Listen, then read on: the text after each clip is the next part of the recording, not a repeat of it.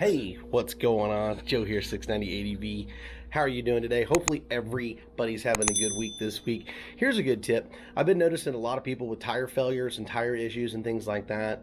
Tires are really a big deal on your bike, especially when you're traveling and you're out doing your adventure motos and stuff like that.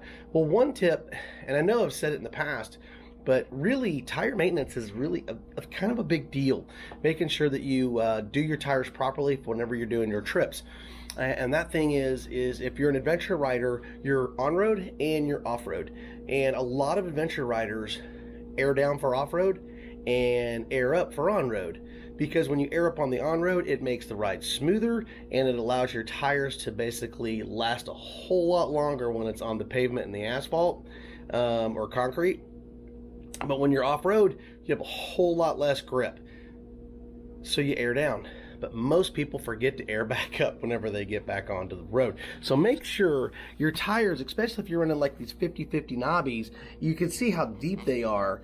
They won't last if you air them down and get them back onto the highway. So I carry basically a high pressure mini pump. You can see with my hand, it's not very big.